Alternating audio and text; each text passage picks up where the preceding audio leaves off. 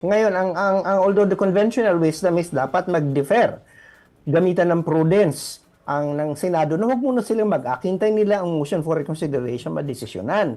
Total, ang pinunan naman ng Supreme Court ay ang House. Ang House naman ang naggawa ng pagkilos na sinopla ng Supreme Court. So, di ba dapat by nature, dapat i-defer mo, pag-usapan mo na yan. But the Senate can very well undermine everything by just saying, oh, dismiss na yan. So that the court, ano pang decision ng court kung mismo ang Senado nag-dismiss. So I think the filing of the MR is crucial because it also puts spotlight on the Senate. Kasi tingnan niya, meron ka ng MR, ba't magdidesisyon ka sa Wednesday? So parang game din yan eh. Meron motion for reconsideration. Hintayin niyo muna mag-desisyon. Ba't ba kayo atat? Nung time na forthwith, hindi kayo nag-forthwith. Kayo na gusto niyo forthwith. Hindi ba? Mas nahalata. So we are really this is really Game of Thrones. So no, this is the three-dimensional jiu-jitsu. Politically, you see a lot of moving parts. Prof, kung mas maingay ang public clamor, no, para dito sa impeachment ni VP Sara na ituloy nyo na yan, talagang may public clamor na ganyan, at mas maingay pa, maiimpluwensyahan po ba ang desisyon, for example, ng Korte Suprema on the motion for reconsideration o yung mga desisyon dun sa Senado? Actually, objectively, if the Supreme Court does not reverse, I think that the Supreme Court can be damaged.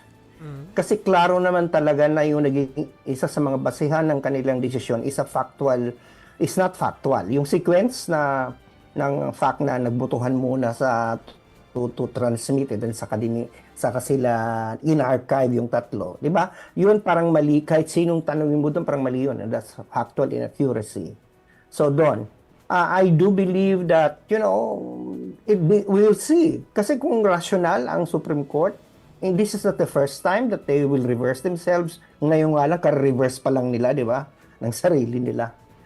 So they have reversed in the past. So I think this is something that not because they are bowing to the wills of the people. It's just because I think they're going to do something right.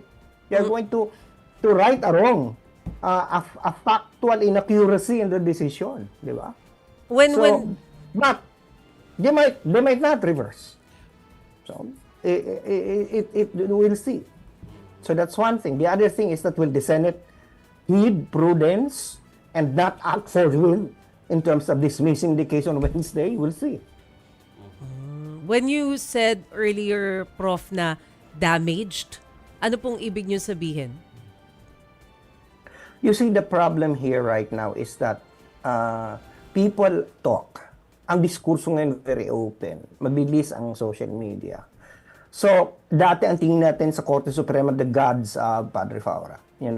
They are in Olympus. Now, hindi na ganun. Madali ng pag-usapan, madali nang nawawala na yung, sa ano yung mismong tao nagdududa na rin sa Korte Suprema. And so, I think they have to do something to reinstate the fairness that people would like to, put on them.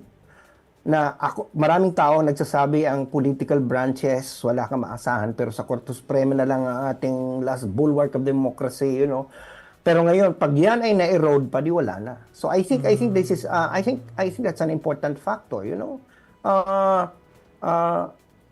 in this impeachment of Sara Duterte, this is something that is quite interesting because in the past nung in-impeach si Renato Corona, si Erap Estrada, they're the ones that are in trial, right?